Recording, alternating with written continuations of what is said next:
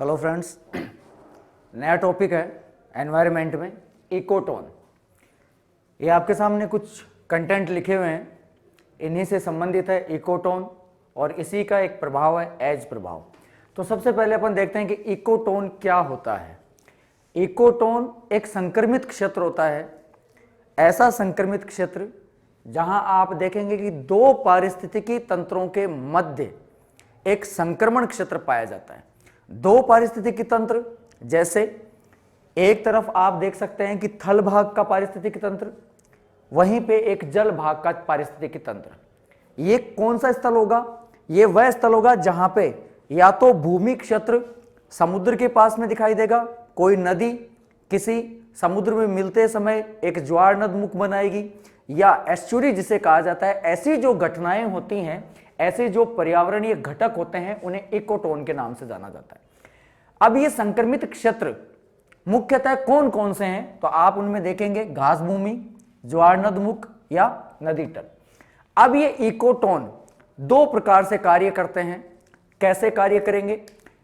एक करेंगे संकीर्ण, दूसरा करेंगे विस्तृत। संकीर्ण और विस्तृत किस आधार पर निर्धारित किया गया इकोटोन में?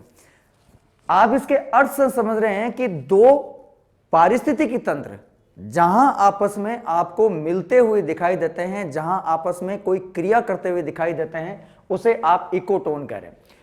संकीर्ण इकोटोन क्षेत्र ऐसा क्षेत्र होता है जहां पे उसका भौगोलिक स्वरूप जो होगा इकाई में कम होगा, जैसे किसी नदी का, किसी तालाब का, किसी झील का या अन्य किसी संसाधन, जलीय संसाधन का संबंध जब आप उसके आसपास के भौगोलिक क्षेत्र से जब आप देखेंगे, वो संकीर्ण होगा। लेकिन अगर अपन विस्तृत की बात की जाए तो अपन जानते हैं कि अथाह जल राशियां पाई जाती है महासागरों में। महासागर किसी एक राष्ट्र तक सीमित नहीं है, किसी एक महाद्वीप तक सीमित नहीं है। एक से अधिक राष्ट्र, एक से अधिक महाद्वीपों के मध्य जो महासागरीय जल पाया जाता है, उनके भौगोलिक क्षेत्रों के मध्य उनका जो तटीय भाग है, अगर आप उसका अध्ययन करते हैं तो वो विस्तृत अवधारणा के अंदर आएगा। इसलिए इकोटोन का संबंध अपन करते हैं प्रजातीय प्रभाव के कारण, कि प्रजातियों का प्रभाव ऐसे संक्रमित क्षेत्र में कैसा दिखाई देता है। तो इस प्रभाव को, जहां पे संक्रमण है, इस प्रभाव को अपन एज प्रभाव के नाम से संबोधित करते हैं। अब ये जो एज प्रभाव है, ये जो इकोटोन है, इसे मुख्यतः तनाव क्षेत्र के नाम से भी जाना जाता है। तनाव क्यों? तनाव इसलिए कि एक प्रजाति विशेष होगी जो अपने खुद की मूल जो प्रजाति है उसको संरक्षित करने का प्रयास करेगी। अपन देख रहे थे एज प्रभाव। एज प्रभाव अपन तनाव के माध्यम से समझते हैं। क्यों? क्योंकि इकोटोन को एक तनाव क्षेत्र भी कहा जाता है। जैसे किसी भी प्रजाति की संख्या या उसका घनत्व अगर किसी अन्य प्रजाति से अगर अधिक पाई जाती है, तो उस अधिक पाई जाने वाली प्रजाति का उस कम पाई जाने वाली प्रजाति पे क्या प्रभाव होगा, उसे कहा जाएगा एज प्रभाव। जैसे उदाहरण के तौर पे घास भूमि है। घास भूमि सीधी सी बात है सीमित होगा, लेकिन अगर उस घास भूमि पे कोई जंतु समुदाय अगर निर्भर है, तो आप देखेंगे कि जंतु की संख्या अधिक हो सकती है, घास भूमि की कम हो सकती है, या घास भूमि की एक क्वांटिटी है वो अधिक होगी, किसी जंतु की कम होगी। अब इन दोनों का प्रभाव क्या पड़ेगा? अगर कम होगी घास भूमि, जंतु संख्या अधिक होगी, तो सीधी सी बात है कि उस घास भूमि का गठन, अपगठन जो होगा वो तीव्र गति से होगा। दूसरा, अगर जंतु कम है और घास भूमि बड़े क्षेत्र में पाई जा रही है, तो सीधी सी बात है कि इस घास भूमि में कोई नकारात्मक प्रभाव नहीं देखने को मिलेगा कि वो पतन की ओर जा रही है या उसका क्षेत्र जो है सिकुड़ रहा है, जंतु उसका उपभोग कर लेगा। लेकिन अगर इस घास भूमि में उस जंतु के लिए आवश्यक पौष्टिक घटक नहीं है, तो अपन देखेंगे कोई प्रभाव नहीं पड़ेगा इसके ऊपर। तो जो एज प्रभाव है उसका संबंध किससे पाया जाता है? इस एज प्रभाव का संबंध पाया जाएगा इकोटोन से। अब अपन जानते हैं कि इकोटोन जहां दो प्रजातियों के मध्य आपसी संबंध पाया जा रहा है, कोई संक्रमित क्षेत्र पाया जा रहा है, कोई तनाव पाया जा रहा है, तो सीधी सी बात है, इनके बीच में कहीं ना कहीं ऊर्जा का प्रवाह होगा। और अपन जानते हैं कि प्रकृति के अंदर किसी भी कार्य को अगर आप करते हैं तो उसके लिए एक मूल जो घटक होता है, जो ऊर्जा, आप पर्यावरण में भी पढ़ते हैं कि पर्यावरण के घटकों में जैविक घटक, अजैविक घटक तथा ऊर्जा घटक, ये तीनों होंगे तो पर्यावरण का संचालन होगा। ऊर्जा घटक क्यों आवश्यक है? अब इस ऊर्जा घटक को अपन समझते हैं कि ऊर्जा घटक क्यों आवश्यक है। आप किसी भी संसाधन का उपयोग करेंगे, जैसे मैं एक मनुष्य हूं, मुझे मेरे जीवन को संचालित करने के लिए मुझे भोजन की आवश्यकता है।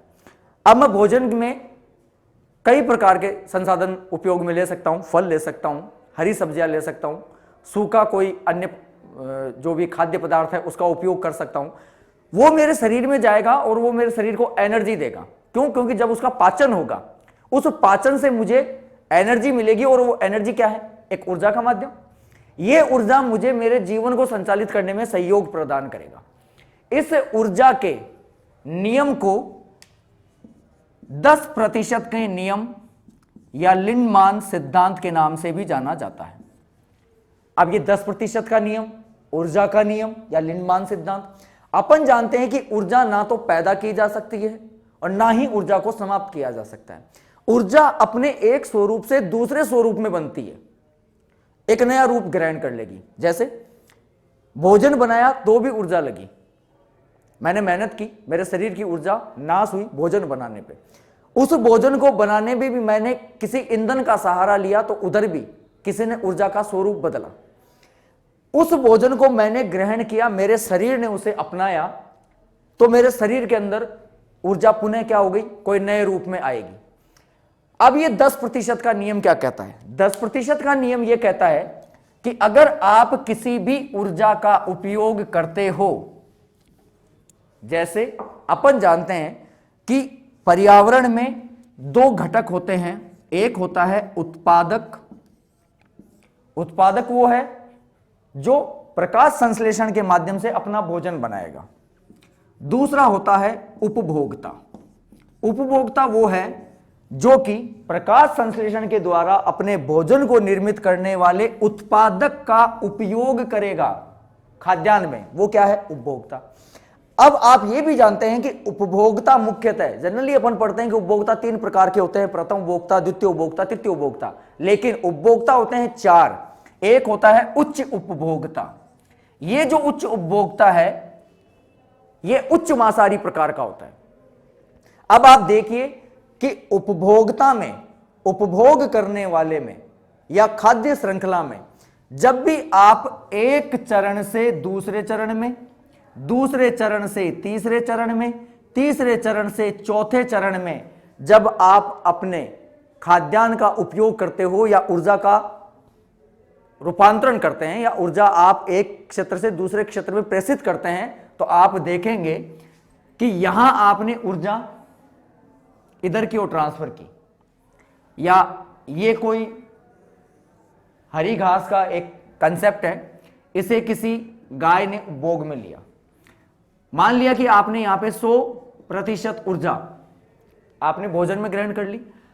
अब ये गाय या अन्य कोई शाकाहारी प्रकार का जीव है, इसका उपभोग कर रहा है कोई मांसाहारी प्रकार का जीव, तो इसकी जो 100% ऊर्जा है वो आगे पूरी की पूरी 100% ट्रांसफर नहीं होगी। कारण 10% ऊर्जा का ही उपभोग किया जा सकता है, बाकी की 90% ऊर्जा का क्या हो जाएगा? क्षय हो जाएगा। तो हर क्षेत्र में एक से लेकर आप दूसरे सेक्टर में जैसे ही ऊर्जा का प्रवाह करते हैं, तो दूसरा जो क्षेत्र है वो खाली मात्र और मात्र 10% ऊर्जा का उपभोग करता है, 90% ऊर्जा है वो वेस्ट जाती है। तो यही जो सिद्धांत है, लिंडमान ने कहा कि एक क्षेत्र से दूसरे क्षेत्र में ऊर्जा का जो प्रवाह हो रहा है वो प्रवाह मात्र 10% उपभोग में आता है, 90% ऊर्जा क्या हो जाती है? व्यर्थ होता है। जैसे अपन साधारणतः समझते हैं क्लासेस के अंदर या अपने घर के अंदर अपन पूरा 100% देने का प्रयास करते हैं। जैसे आप कंपटीटर हैं, आप कंपटीशन की तैयारी कर रहे हैं, आप अपना 100% दे रहे हैं, तो क्या आप 100% नंबर ला सकते हैं? नहीं ला पाएंगे। वैसे ही क्यों? क्योंकि आपने 100% तो दिया, आपने अपनी ऊर्जा भी दी, लेकिन क्या 100% आपने उसका उपभोग कर लिया? नहीं कर पाए, एक सीमित मात्रा में। वैसे ही यहां पे भी ऊर्जा, क्योंकि अपन अन्य भी कई गतिविधियां करते हैं उसके साथ में, उन गतिविधियों में भी अपनी ऊर्जा क्या हो जाती है, डाइवर्ट हो जाती है। इसलिए अपन देखते हैं कि एक सेक्टर से दूसरे सेक्टर में जाने के लिए जो ऊर्जा का माध्यम है वो मात्र 10% उपभोग में आता है, 90% क्या हो जाता है, वेस्ट हो जाता है। इसलिए पर्यावरण में आप ध्यान रखिए कि ऊर्जा का जो प्रवाह है, ऊर्जा का एक माध्यम से दूसरे माध्यम में जो प्रवाह होगा उसमें ऊर्जा का उपभोग मात्र 10% ही हो सकता है, 90% वेस्टेज होगा। इसलिए से 10% का नियम, लिंडमान सिद्धांत या ऊर्जा के दूसरे क्षेत्र में प्रवेश का सिद्धांत कई नामों से जाना जाता है। तो ये जो इकोटोन का आपने कंसेप्ट आपने अभी देखा कि इकोटोन संक्रमित क्षेत्र, एक तनाव क्षेत्र जिसमें मुख्यतः दो प्रजातियां आपस में कहीं ना कहीं कोई ना कोई संबंध दर्शाते हुए दिखती हैं, तो इनका अपन ने अध्ययन किया। आप लोगों से एक गुजारिश है कि आप लोग हम लोगों के साथ सपोर्ट करें। आपकी जो भी समस्याएं हैं आप कमेंट बॉक्स के अंदर नीचे लिख के भेजिए, उन समस्याओं का समाधान हम करने की कोशिश करेंगे। और ज़्यादा से ज़्यादा अगर आप हम लोगों को अपनी समस्याओं से अवगत कराते हैं तो क्लासों के अंदर और आप लोगों के हमारे बीच में जो संबंध हैं वो थोड़े से एक अलग प्रकार के बन सकते हैं। तो एक मित्रव्रत आप लोगों से निवेदन है कि आप कौटिल्य क्लासेज के चैनल के ऊपर आपकी जिस भी प्रकार की समस्याएं हैं वो समस्याएं आप कमेंट बॉक्स में डालिए, उसका समाधान करने की हमारी जो टीम है, जो भी टीचर्स हैं, उसका समाधान करने का प्रयास करेंगे। और बहुत जल्द ही आपके लिए करंट के जो इश्यूज होंगे उनमें हम 1 या 2 3 जितने भी बहुत ज़्यादा डिटेल के अंदर हम लोग आपके सामने रखेंगे। तो आप थोड़ा सा कोऑपरेट कीजिए, सहयोग कीजिए, हमारा भी आप लोगों के साथ पूरा सहयोग बना रहेगा। धन्यवाद।